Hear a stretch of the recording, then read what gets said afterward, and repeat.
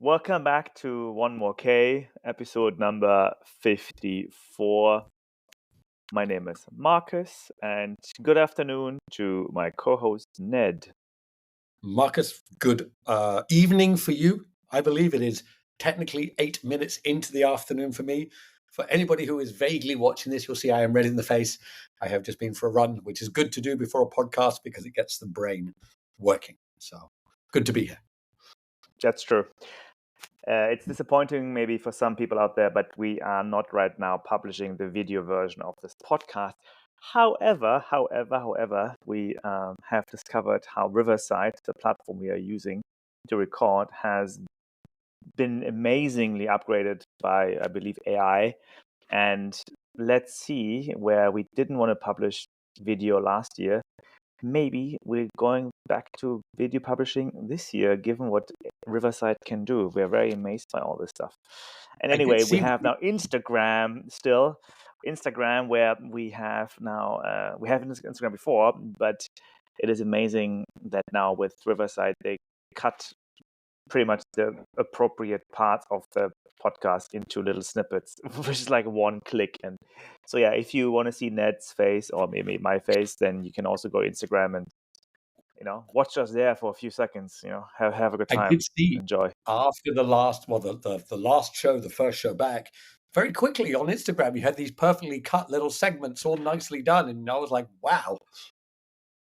Boom, boom. I'm telling you, it's easy. And I also have now my very high resolution camera on again. So, in case AI does pick me for whatever reason, then I'm be honored to by AI to be published on Instagram. So No, all good. anyway, how are you doing? All good? Yeah. I I am good. It is, yeah. I feel recovered from backyard. I don't think I'm not doing another backyard right away, but I'm running well. I feel happy to be running again, getting back in the swing of normal life.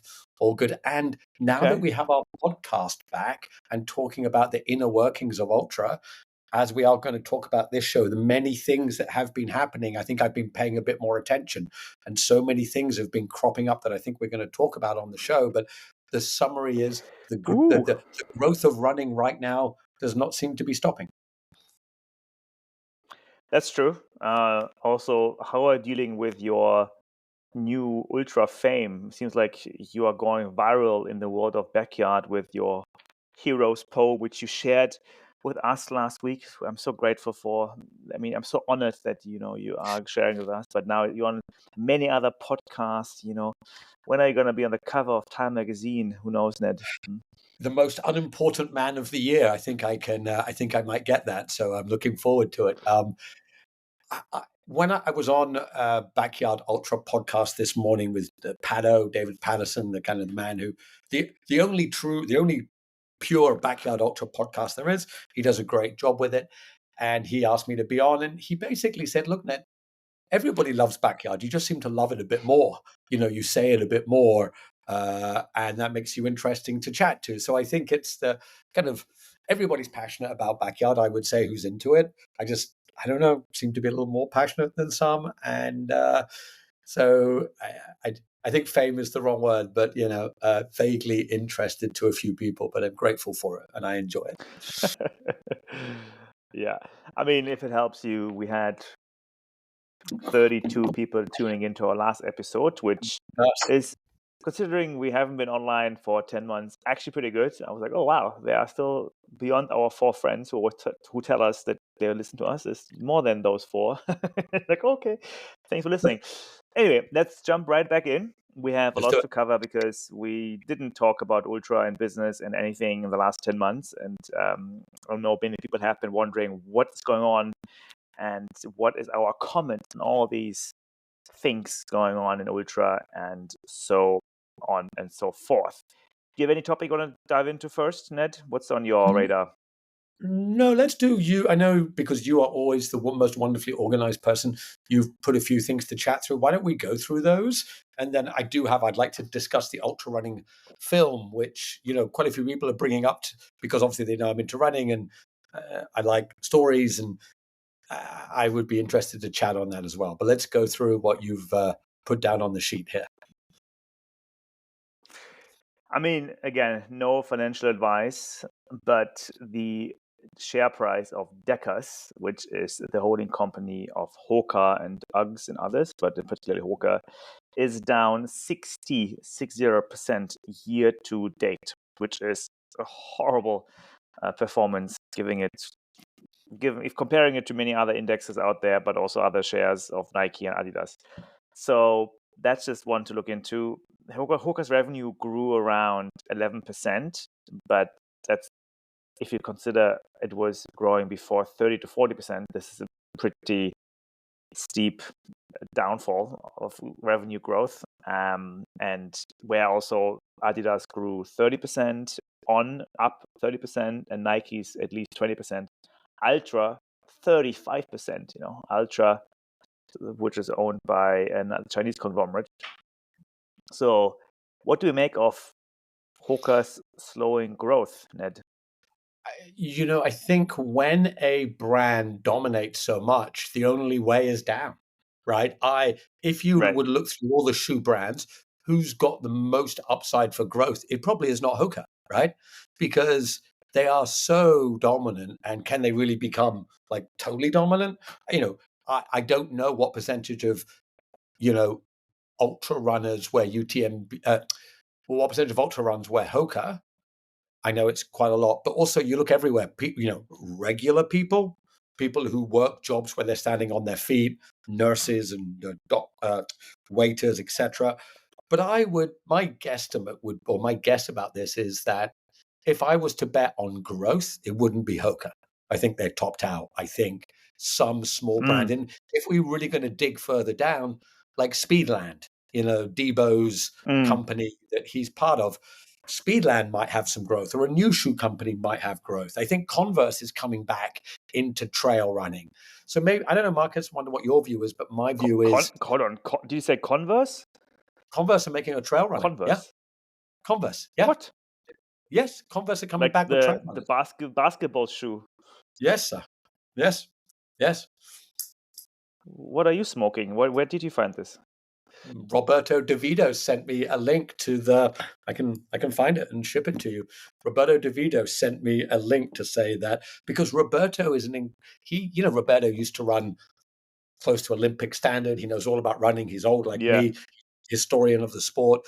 He wears Converse. I wear Converse. We both love Converse. And he said, "Oh, Converse are doing a trail shoe." I'm like, "What?" See Wow. if I can. See Okay. if I can while we're chatting. Yeah, But it'd why? be interesting to. What do you think about the share price and what's up with Hoka? Well, I think it's first and foremost. I do think they were also. It's probably a correction as well. They were pretty hyped for a long time. I do think they're overvalued before, and now it just is maybe a correction. But 60% is also more than a correction. Correction usually happens over a few days or weeks, as you and I have been in the stock market for a long time. But this is more like a downwards trend as well. So it's correction and downwards trend. And yeah, I think it's they're topped out. People are shifting their attention to the Nike and Adidas, who had a pretty bad run before. On is still going on, and you're right. I think a lot of challenger brands are coming. Whether it's Ultra, which is getting bigger now as well, but you have Mount to Coast, you have New Normal. If you go to the running event here in San Antonio, you probably find 10 other new brands you haven't heard of before. And Hoka is just it's too big now, right? And that's where it's starting to get challenges. What I'm wondering now is, what does it mean? Like, they're spending so much money on marketing, they're spending so much money on sponsorship of whether it's UTMB or the races or athletes. Do you think we will see a change in approach there in how they splash the cash to the community? Well, I did notice that our next topic to talk about is 500K sponsorship for athletes. So that is the next thing up. Yeah, I don't know, because once you're a billion-dollar industry, right, it's a juggernaut. I don't think it's as simple as one person's decision, right? The beast moves on its own. I don't think it's just Mm. one person who can decide what they spend. I think it would take a brave person to stop the spend right now. If you think you're Decker and your share price is down 60%, Hoka's probably a bit of a crown jewel. What are you going to do? Take your foot off the gas and say, let's not promote Hoka when everyone's snapping at your heels, Ultra. And by the way, just a quick correction. It was Vans, not Converse, excuse me. It was Vans.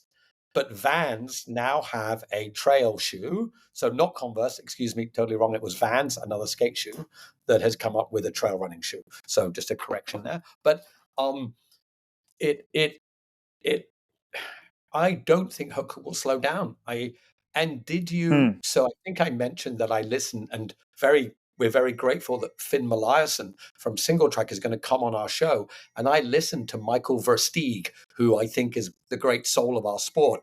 And he riffs. Like when he goes off, he goes off. And he said, do we really need another pylon skis and another when we race around ski lifts, do we need another pylon wrapped around with Hoka sponsorship? Is that what we really need? More Hoka slammed in our face as we go up the trail? I don't think so. But he also said, I don't think it's stopping. So to answer your question, Hoka's not stopping. They're going to just fire hose cash all over this. Is it good? I don't know. Interesting. Yeah, let's see. I do think they will focus a bit more. But that's probably something we don't see that much because it's just a huge industry and they're so large. I would be interested to know what percentage of people who buy Hoka are runners. I wouldn't be surprised if it's less than half. Yeah, that's true. Okay. Yeah, interesting. I mean, yeah, right. Next topic is I saw on, I think, Finn's podcast, Kelly Rowland from Rad Boulder, and Finn was asking her, hey, can you share some numbers on athletes' salaries or sponsorship contracts? And I think she was saying that she knows at least a handful or maybe 3 or 4 who make more than $500,000 a year. I mean, that was not a thing just a few years ago. Right? I mean, we know that Ultra has signed a very large contract with the FKT holder, Tara. Yep. And that's was half public for whatever reason. But yeah, of course, we can imagine that someone like Jim or Courtney, we don't know, we're just speculating here, but also probably have decent contracts. I think Courtney's worth 7 figures. The amount that she must sell, the value of her name, if she was as good as she was in almost any other sport, she would be making that. Running's a massive sport. You know, the winners of the New York Marathon get 150 or 200. I don't think we can begrudge it. I think it's because we are the dirtbag skate of running. You know, we expect it not to be so. But I remember Zach Miller said that his dad couldn't quite understand because his dad, he said, was a kind of a blue collar worker and made a modest income, made a good respectable living, and now his son is making how much? What? So I don't imagine Zach is making $1 million, but I imagine he's making decent 6 figures. And good luck to them. I think it's great. One thing I will say, when I saw Sam Harvey at Backyard, I said, "You making a living at running?" And all he said was, "Yes, sir, I really am." And he's not exactly a superstar. Right. Yeah. It's so interesting to see. I would love to sit in those brand managers' brains and understand the business model behind this. I mean, I'm running a brand myself, and I'm too small to be considered anything in that league. But I really wonder how they make the models and say, we invest in this athlete. How can they measure returns? How can they? Yeah, it's curious, but yeah, it's amazing for the athletes, and it's really becoming a thing now. How they are getting paid. Having said this, there's also, I think, what I observed this year, again, being in America now and being exposed to more influencers here, I'm hearing, and the rumors are that influencers, not elite athletes, actually are making more money now from brands than elite athletes. So the whole rise of the running influencer, your New York lady, your Los Angeles guy, your Boulder guy who maybe runs a 4-hour marathon but has 60, 70, 80,000 followers, they make decent amount of money from the brands like On and Hoka and so on. And I am sure you are right. The pay for results industry has changed because 10, 20 years ago, that's all there was. There was no influencer. Now, let's face it, brands pay athletes to sell their brand by attaching their name. And names can be made from stories now. For me, who would I rather buy from? The winner of Western States or Ricky Gates? Or, for me, I'd buy from Gates. Or who's the great guy who runs with his shirt off, who was in Unbreakable? I'll remember his name in a minute. I've forgotten his name right now, but I'll remember it. There are people in our sport doing great things that are not winning races. I think it's awesome. I think it's great. Yeah. I mean, I can Really. tell you from what I can see is that you talk to some people who have maybe 2,000 followers, and they say they charge between $250 to $500 per post. Wow. Let that sink in. Wow. 2,000 followers, right? I have 1,000 myself, but I mean, I'm not considered an influencer. But people have 2,000 followers, apparently fairly sticky ones, and they tell me we would charge $250 per post. If it's more, a different type of post, up to $500. I'm like, oh wow, that's expensive, my friends. I'm like, no, thank you. But I mean, but then if they say this though, that must come from somewhere. You know what I mean? It must do. Hey, I've got 22,000 followers on LinkedIn. I should be shipping some cash somewhere. What's going on? And it's not a bad audience. Anton Krupicka, who was the legend, like he's so much more believable. And he gets sponsored by Ultimate Direction. Michael Versteeg, he won Cocodona, but he's not winning something else. But he is just such a image iconic. Yeah, I think it's wonderful that influencers can make money. I think it's fantastic. I really do. But it's hard work. Being an influencer is not just like hanging out. You've got to create content. You've got to have the camera. You've got to think about it. You've got to post. You've got to interact with your audience. Like, it's work. It's not straightforward. Yeah. On this note, I'm gonna have a little session now. Awesome. The whole thing about the effing community, right? We also have seen this year the rise of community. Like community A, community B, community C, here and there, everywhere community. And I thought about it a bit harder on one of my runs. I'm like, community is just a bullshit word for sales channel. You know what I mean? Like, I think it's community. I mean, we have a community right now. You and I have community. Like we see each other. It's, of course, like if people meet up, it's community. But I think it's getting so commercialized.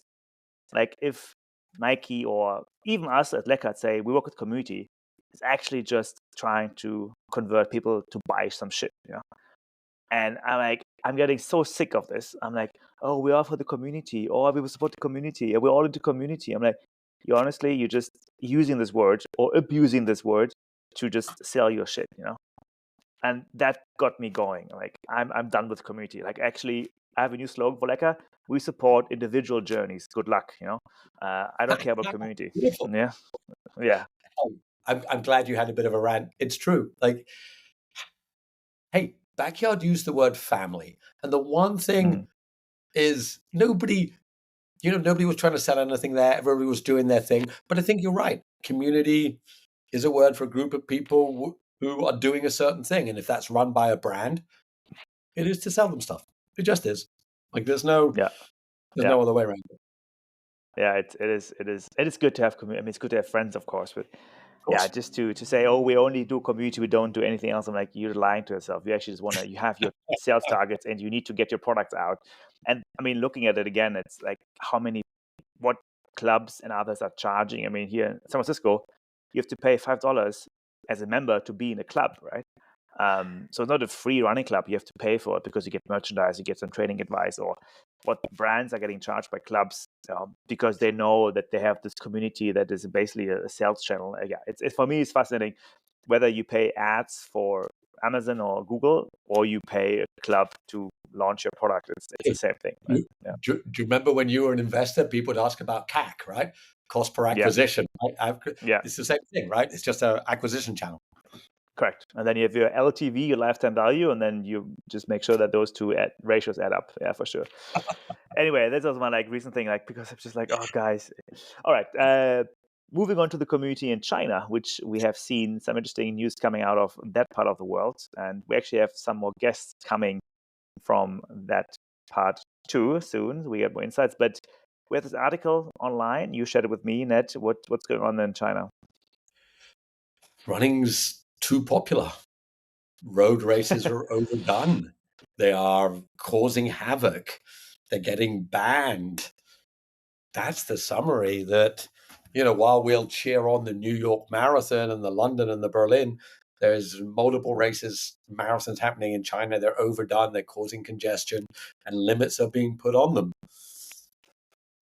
And I did not read in the article that it spilled over to trail, but as we know, we've had some, really tragic instances, that we had quite a few years ago in trail. I don't think that was to do with congestion, but that was more to do with safety. But yeah, the running boom seems a little squeezed in China, which is super interesting. And you made a comment, you think it would benefit trail running? I do, because the reason I do is that ultimately, no, I love the road. I really love the road. But what do you do after road? You do trail, you do ultra. Like, I think it's just not many people go the other way. It isn't you go trail back to road, you go road to trail. That's just a fairly natural, for whatever reason. I don't think I could correctly tell you the reason why it's that direction. It just is. But I think more people will go to ultra. Now, whether they'll also get limits and put on by, the Chinese authorities, I don't know. But I think more and more people will go. And let's face it, while I know the mountains and the trails are not well known by people outside China, China's got an enormous amount of amazing trails, just a staggering amount. And it's easier to close a trail and use a trail than it is to use a city center in Shanghai or Beijing or Shenzhen or Guangzhou, right? I just think there's more opportunity. What do you think? How do you say Guangzhou? Guangzhou? Is it Guangzhou? Guangzhou. Guangzhou. Sorry, just had to smile a bit.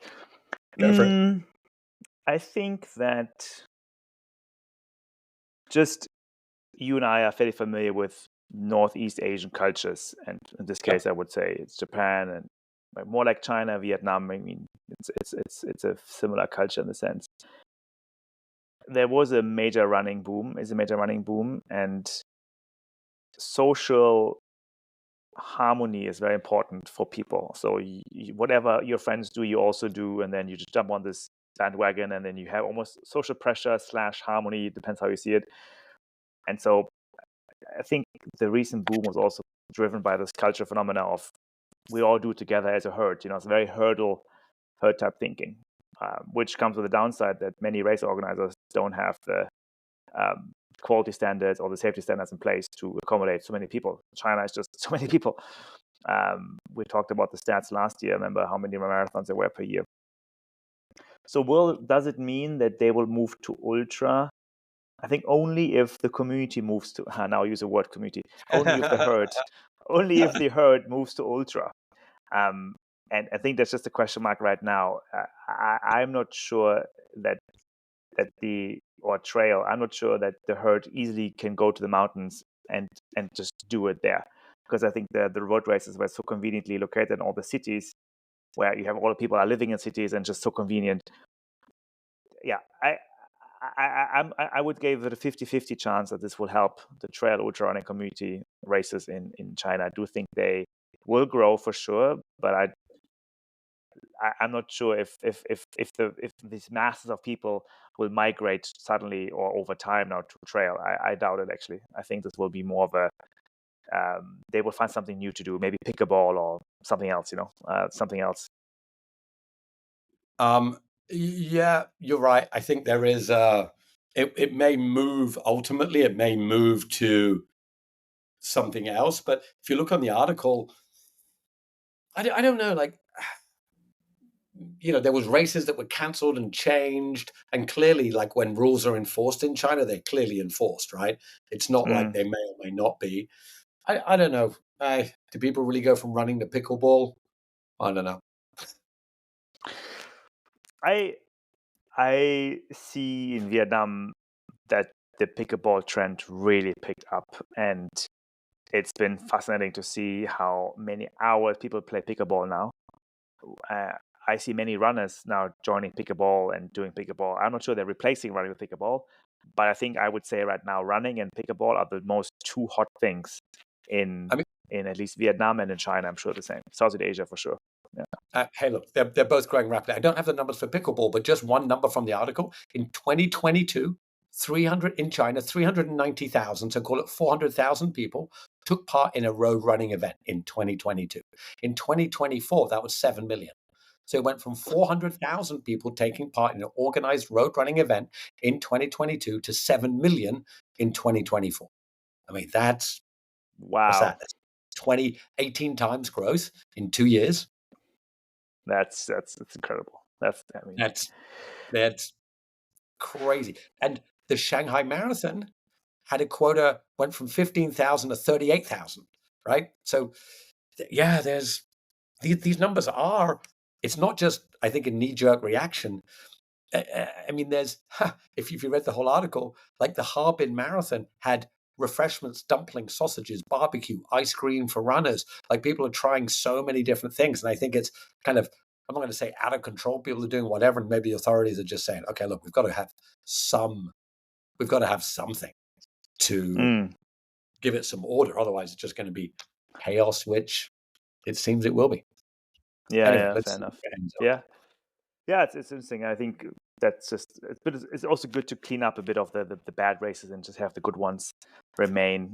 You don't want people to die and have heat strokes, and there should be some basic safety guaranteed for sure. Okay, that's amazing. I mean, I think we're looking forward to hearing more from China. I mean, UTMB again famously has launched many races there now. We had seen also the other race just recently, Taigu, right, where Hoka won the 110 kilometer race. Amazing atmosphere. The videos looked amazing. The And party was crazy. Yeah. we're having Alex Ang come on our show. Alex Ang is the guy, the momentum and the energy behind the Singapore mountain running team that went to Canfrac in Spain. He raced that race. And if you looked on Facebook, his commentary was, he's raced all the big races. He's raced, Tour de Géant. He's raced UTMB. That dude's raced a lot. And he said, this organization, this party atmosphere, what they put on in China was second to none. Right. He said it was Wow. unbelievable. Okay. Unbelievable. And he's seen them all. And So, that's yeah. yeah. Well, talking about our best friend UTMB, so why don't we just move to that topic, because we had recently another acquisition of UTMB in Germany. And Germany, my home country, they have, I guess, acquired is the right word, the Zugspitze run, ZUT, a fairly famous and popular ultra race in Germany. And there was a commentary from Salty Trail Running, which I believe is a trail running magazine, a journal, and who, how do I say this, partly criticized that move. And I think more, however, that they were in the comments, especially were trying to talk about what could the future or how might the future look like. And very important was the word might. It came up a lot in the conversation. And they were saying it's slightly worrying, what I understood, is how the sport could be consolidated under one larger brand, and it could harm the overall industry. I mean, no news. We talked about this a lot here on the podcast. I feel like you and I have had opinions on this. But yeah, the debate doesn't stop. I think that's worth noting.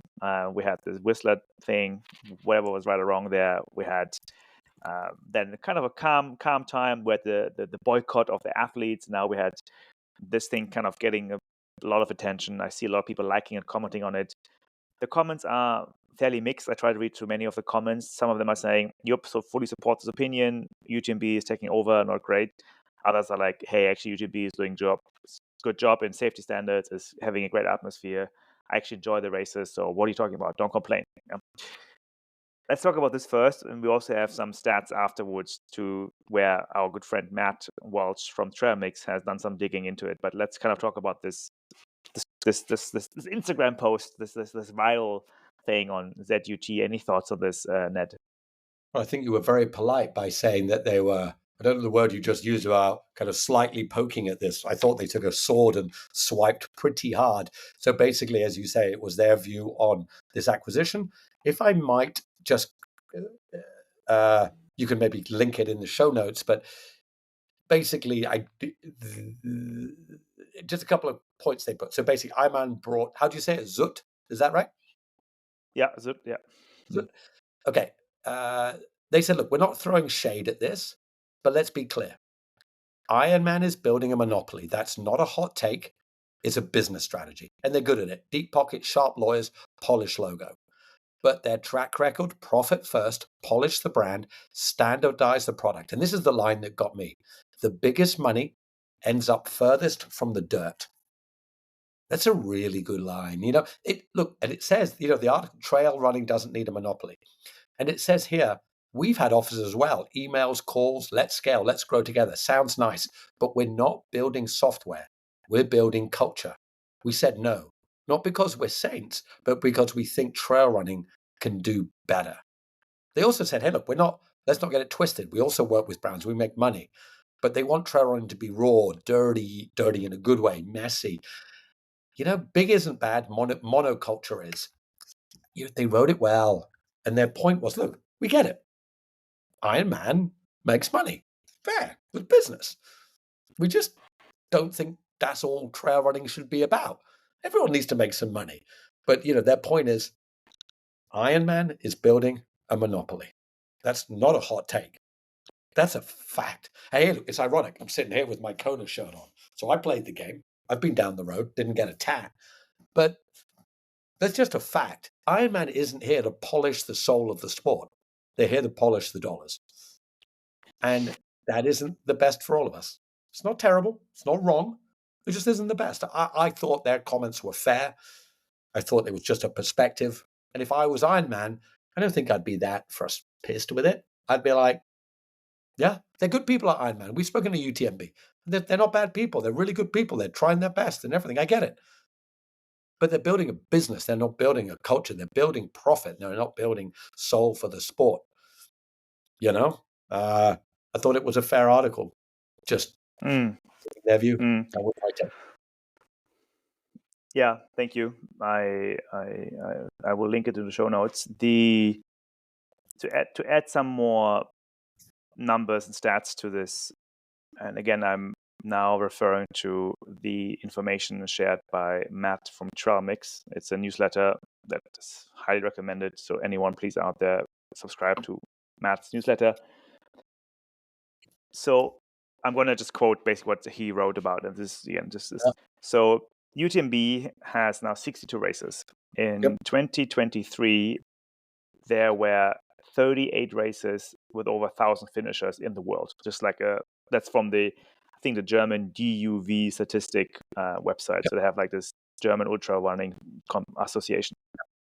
So 38 in 2023, 53 in 2024. So of course the number's going up. And in 2024, 41 races that had over 1,000 finishers were owned by UTMB. That is 46%. So almost half of the races 2024, over 1,000 finishers, were owned by UTMB. So that's one.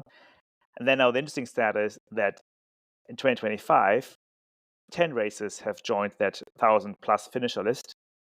10 more races in so far this year, and 70% of those are UTMB raced, which means that, at least if you just look at this year's trend, that the big races that are joining are mostly 3/4 of it are UTMB owned.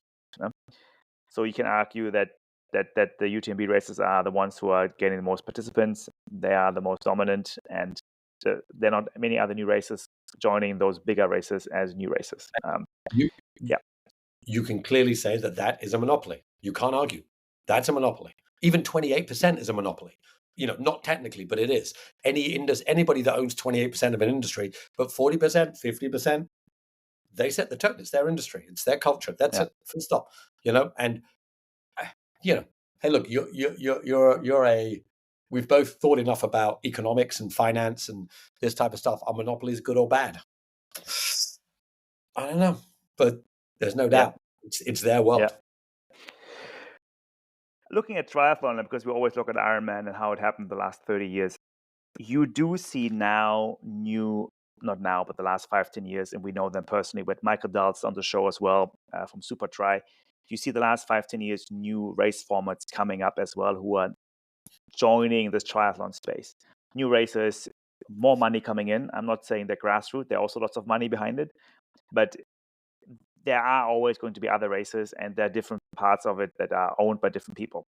So I think we're talking about UTMB now as its almost dominant player, but I also believe that the next 5-10 years, there will be other players coming in with similar budgets to just compete with this. That's talking about the monopoly. I think the monopoly right now is the case, but money is always around the world. There's lots of money in the world, and there people will pick it up and do something about it. But it's on the back of the smaller grassroots races. I mean, I'm not sure right now how many local triathlon races exist. I don't know many, actually, honestly. Usually triathlon is now Ironman or Super Tri or some bigger corporate stuff, but not too many local races. So when you were a bit younger, Ned, can you tell us about were there many triathlon races, like locally organized? Was it the case? No, no. No, And look, this is no. the point. And even with running and races, 30 years ago, 20 years ago, it was hard to race because there weren't many races. Now it's hard to race because they Mm. all sell out. So which is better? Which is worse? I don't know. But there was clearly nobody dominated. It is in endurance, from when Ironman was first sold to Providence Equity, that were the first owners, and then subsequently other private equity owners. And again, look, there's nothing wrong with private equity. They're trying to make a living out of it. I get it. But I would say that I think it's hard. I think, it's easier to make money at scale. We all know that, right? That's economics. It's harder to make money, but it's harder to make money without. I remember when in Singapore, 20 years ago, there was a grassroots triathlon organization called TriBob. And the guy that ran it was called Bob. It was TRI Bob, TriBob, which ended up becoming Metasport, which have now sold some of their races to Ironman. But that took 20 years. Even remember when we had the CEO of Hyrox on, we were like, "Oh my God, it's amazing you've done Hyrox." He's like, "Yeah, I've spent 20 years trying other stuff. This was not luck. This was effort." So I think Ironman ultimately is where you sell your race to.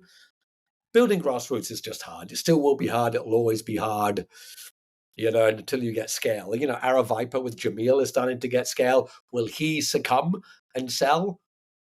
I'm sure he's been offered. I'm sure he's been offered. Zero chance Jamil hasn't had the call, right? Who else has had the Mm. calls? We know Gary Robbins and all these other people get the call. We know Carl Meltzer. Carl sold, right? Carl sold to Ironman, right? So, and plenty of races. Our Malaysian friends sold. And look, good on them. They're going to make money. Look, we're both trying to do startups and businesses, but there's no matter what, grassroots will be hard. But maybe at least now there's a way to get a little pot at the end of the race. So here are two philosophical questions for you. The first one is it fair to say, don't blame the player, blame the game? Yes, I believe in that. Yes. Okay. And the second one is, as you know, do people shape the times, or do times shape the people? In this case, people being UTMB. Like chicken egg problem. What comes first? Is UTMB an outcome of the times, or is UTMB making the times so they are existing at this? In this circumstance, so Mm. in this circumstance, I think UTMB are shaping the times. That's what I think. Interesting. Don't know if I I'm always right. think the opposite. I always believe the times shape whatever happens. Like it's just meant to happen. It's like part of the bigger picture. UTMB, people wanted to run around Mont Blanc, and then more and more people came, and then they realized there's an opportunity. But Okay, but more than 35 people want to run Barclay, and Laz can charge more than $1.60. Laz could be a multimillionaire. There's no doubt whatsoever. Laz, he charges $1.60. The Palettis could charge $1.60. They don't, right? yeah, They didn't have to yeah, take the money. yeah, Now, yeah. I'm with you. Manifest destiny, free will, all this stuff. Where we are is the only place we could have ever have been, right? That's it, right? There's, the only place we could ever have been.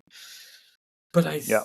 and I'm sure the Palettis are the most delightful people, and we've met UTMB people, Yeah, and they're all I met them. Nice. They're nice. There's nothing wrong with them. They're nice. Yeah. 100%, Yeah. 100%.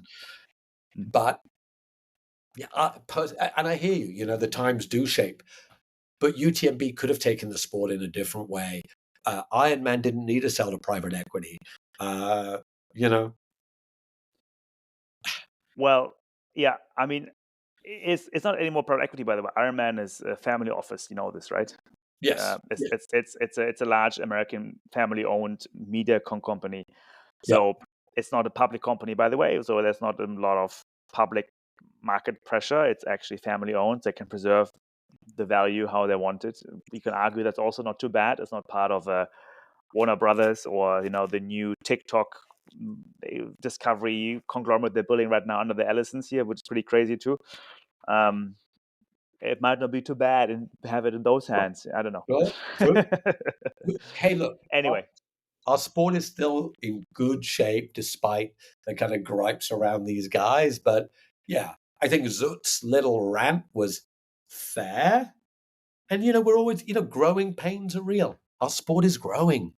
I mean, look in China, 400,000 in 2022, 7 million in 2024. The growing pains are real. I don't know if you saw, again, my friend Roberto DeVito sent me something about the TikTok generation, the young people are going to get crap for this. But you send people save the date for a wedding. Hey, I'm getting married on, save the date, come and watch. Apparently there's a thing when you do a marathon, it's that important in your life that you send out invitation cards to come and watch at the marathon, right? So it's a save the date. I'm running the New York Marathon. And there was a whole piece on it in the New York Times about, all right, people, like, are we getting a little carried away here that we're having to save the date? And, a certain number of people invited to come and watch you because it's a life event. Hey, more people running is a good thing. yeah.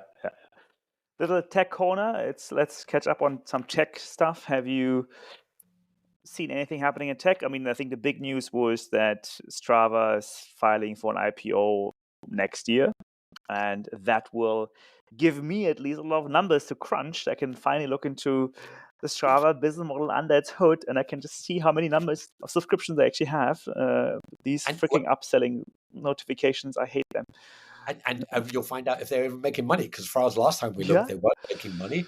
And so Yep. did you see they sued Garmin and then dropped it? So Dropped they it. dropped Correct. Yeah. it. What's your interpretation of that? Why do you think they dropped it? Lawyers, if you're not going public with an ongoing lawsuit, you're just not, right? You're not doing a deal with an ongoing lawsuit. And I wouldn't be surprised if Garmin agreed to buy some shares. I think they would love us tiff. They were like, had a little disagreement, and now they're like, all right, we're going public. You're not going public in the middle of a lawsuit. You're just not. Like, it's just not a thing. It's not smart business. I think they will drop it. It will be interesting to see that outcome. But I think it's lawyer shenanigans going on, and maybe they can save each other $10-15 million of law fees that don't need to be wasted over it. I didn't really understand the suit. It was Strava saying that Garmin took their King of the Mountains thing. Come on, Yeah, that is funny. I mean, I'm a bit more exposed to tech here because I live in the Bay Area, and I have some friends of friends, even a friend who just left Apple's smart device division and joined Strava. So they're actively hiring what I can see good people for their parts. Well, you saw that Strava brought Runner as well, right? Runner, I've never used Runner, but I heard people love it. My daughter uses it, people uses it. And clearly that's a tech acquisition. Runner, I saw the post from Runner. They seem pretty stoked. They seem to get some cash out of that. Yeah, for sure. Yeah, so that's exciting news on the tech front. I think that's where the IPO will be, I think, a fairly big event for the community, and a lot of numbers to find out. This is not exactly tech, but I think we should just take a moment to appreciate the quality of streaming, from Cocodona streaming for 5 days, the UTMB coverage. Here's me giving crap to UTMB, but they seem to be spending money on great coverage.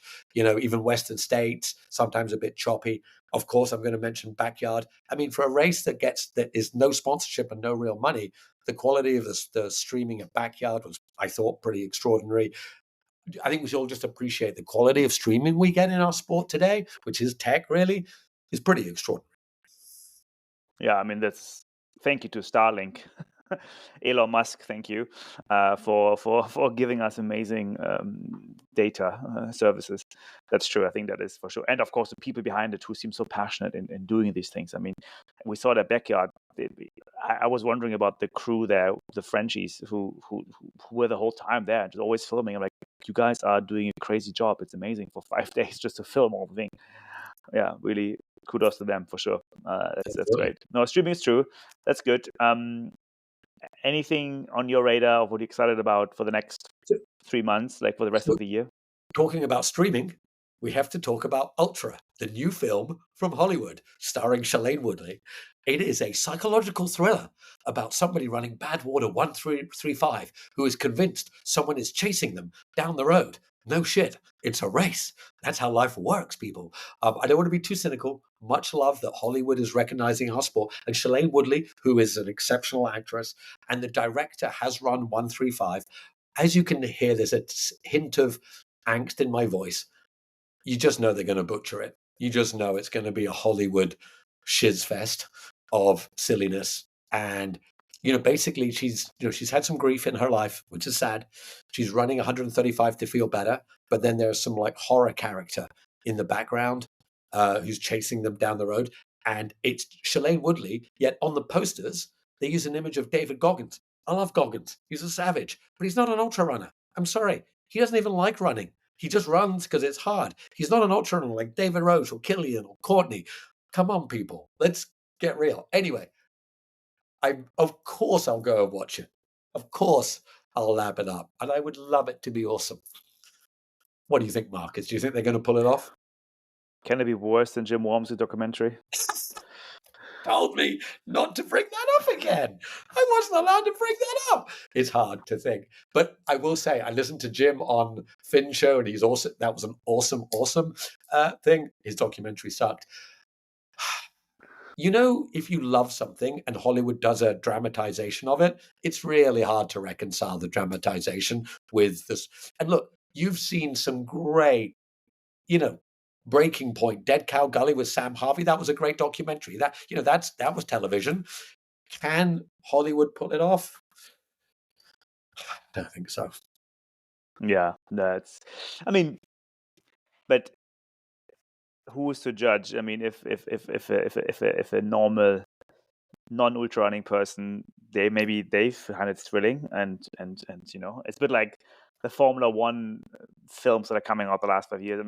I think it's amazing, but I'm sure if some driver says, "Oh, this is obviously bullshit," So my son used to race karts. He used to race karts, and he knows F1 really Right. well. He came out in the movie pulling his hair out. He's like, "Dad, there were so many things wrong," because he's into it. He saw all the little faults. People who are not absolutely into F1 were like, "That was a good movie." Did you know it's the highest grossing sports movie of all time? I read that. Yeah. And, Yeah. so clearly it worked. F1 fans apparently vomited on it because it was like way too silly. But yeah, I think, and look, 5-10 years ago, we had a tiny little sport. Now we're in Hollywood. Now, car brands are using ultra runners. And as you correctly pointed out, Eliud Kipchoge wore Caleb Olson's shirt on the streets of New York with the commentators saying he's learning from trail. I mean, it's our time. So good on you, Hollywood. Make a film. Let's do it. It's all good. Yeah, let's do it. And if people are doing more ultras, it's fine. As we say, if people do more ultras, we have living in more peaceful times. So I think it is, given where we are living right now, which times, it's good to have more ultra If people ultra around. runners ran the world, it would be a more peaceful place. I can't reconcile who said this. I'm sure there's someone who is a commentator on some famous race who always talks about these kind of things. What's his name again? It's hard to tell. Debo. One day we'll get you on the show. All right, Ned, do you bless us today with a job? Oh my God, we don't. I am not back in the groove. I'm going to be honest. I'm not back in the groove. I actually thought about it last night. I worked late. I thought I have to do a drop. I got no excuses. I do not. I got up super early to be on the Backyard Ultra show. I was on the show. Then I had to rush and do things. And I went for a run. Silly of me. Forgive people. No drop all these today. excuses. You help us, Ned. If you're getting famous, you drop all these amazing things. Like seriously, back to the roots, my friend. I will. If I can say this, it is acceptable to make a mistake once. It is not acceptable to make it twice. I will have one ready for next week. But last but not least, then maybe bless us with some exciting news. Who will come onto the show? You already mentioned a few names just to get people excited. So, yeah, look, we have 3 already confirmed. So, and I do think it's good to say who's coming on. So, in no particular order, we have Stephanie Gillis-Poulard. Stephanie has been the media behind Backyard for many years, right from the beginning. She was there at Biggs. And so we're going to get to learn. She's actually a professional PR and media person. If you look on LinkedIn, Marcus, she's done 4 startups. So it'll be interesting for us. She's been in the startup world, and she helps interview and put out all of the media around Backyard and other races. So it'll be great to hear from her. We then have Alex Ang from Singapore. Alex is the energy and the motivation behind bringing Singapore to the mountain running world champs. And let's face it, Singapore's not winning the mountain champs. We have a little hill, 130 meters, but he did a fantastic job. Got everyone selected in uniforms. Everybody went, and a real powerhouse of an energy guy, a fantastic runner himself. And, like Jerry Chua, one of the heartbeats of Singapore running. And then we have Finn Melanson. Very cool. The one of the most important voices in our sport. He runs single track. I love listening to Debo, but I love listening to Finn. I think he's got a unique interviewing style. Yeah. Really good. I listened to him when he interviews David Roche, Tara, and I think he's got a really good way of getting the best out. I'd love to listen to him how he thinks about our sport. He interviewed Michael Versteeg about the soul of our sport, but I think Finn has a good pulse. These questions we have about where's our sport going? What does it mean? I think Finn is exceptional on that. And then we have a few other guests that we're looking forward to bring on. Indeed. Today, my highlight was I had my first run with my newborn daughter in the stroller, which was amazing. My God, how was it? I was great. She just was confused for the first half, I believe, but then I gave her 2 leaves, and then she played with the leaves, and she was okay. But I think I will never forget this. It's an amazing experience to take the baby out and make her, in this case, what you love, and this is running for me. So it was very cool, memorable. Well, I'm very happy for you. That's for you and Kaya. That's amazing. Quick question: have you got a running stroller, or you just took her in a stroller? No, I just took a stroller. She's big enough now that she can hold up her head, and she's just like is sturdy. It's a stroller where we can switch out the bassinet with the baby car seat, which I did, so she's more tucked in, and yeah, that worked very well. And luckily, it's very flat here, and all the roads are perfectly done for families and so on. So there's a bit of a running route here. So yeah, it's I'm saying it now, but I'm getting ready for backyard as well. So whatever it takes, I gotta get out there and train, even with my dear baby. Yeah, I'm excited for you, man. Well, we should cover that in one show as we get into it. It's you are already very much in the backyard family because you were there at Biggs, but to do it yourself, that would be amazing. But good on you for taking your daughter out today. That's super cool, man. That's cool. Thanks, Ned. See you next week. Absolutely. Thanks everybody for listening. We'll see you next week. Take care. Bye-bye.